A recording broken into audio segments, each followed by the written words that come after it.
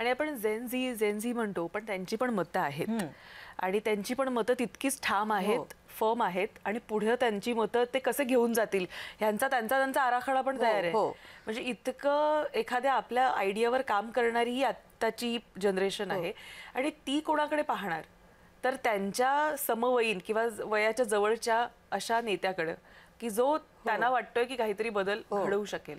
नाही, आणि आता कसं झालं, नेतृत्वाला देखील वाव देणं. म्हणूनच सांगितलं की यंगस्टरनी पण या क्षेत्रात खूप चांगलं यायला पाहिजे. आणि जेनझीचा जो आहेत ना, आता जे पुढचे मतदार तेच आहेत सगळे या येणाऱ्या इलेक्शन मध्ये. महत्त्वाचं म्हणजे तुम्ही आतापर्यंत वोटिंग जर पाहिलं असेल तर पूर्वीचे मतदार तितके अवेअर नव्हते. नाही, तितके हे अवेअर आहेत, तितके हे आत्ताचे अपकमिंग मतदार हे अवेअर आहेत. त्यामुळे नेता म्हणून देखील हे चॅलेंजिंग आहे. आणि त्याच्यात एक गोष्ट तुझ्या ध्यानात आले का की त्यांनी जो काळ बघितला तो त्यांनी मोदीजींचाच काळ बघितलाय.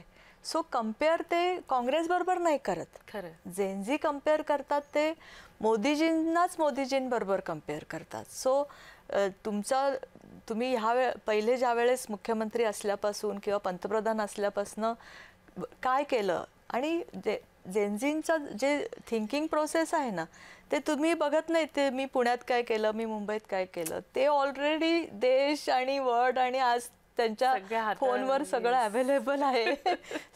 सो दे थिंकिंग इंटरनॅशनली. हां, आणि त्या दृष्टीने ते विचार करतात आणि तीच कम्पेअर ते त्यांच्याशीच करतात. मग आता हे असं आता हे काय करतात. सो त्या नेत्यामध्ये सुद्धा तो माइंड गॅप असता कामा नये. म्हणजे आमची पिढी कम्पेअर केलं की अरे काँग्रेसनी बघा काही केलं नव्हतं जे मोदीजींनी केलं, पण ती पिढी ती कम्पेअर अशी नाही करत आहे. ते म्हणतात की तिकडे हे असं चाललंय, मग तुम्ही आमच्यासाठी काय आता काय करताय. खरंय. त्यामुळे आता खरं तर नेत्यांना हे फार चॅलेंजिंग आहे.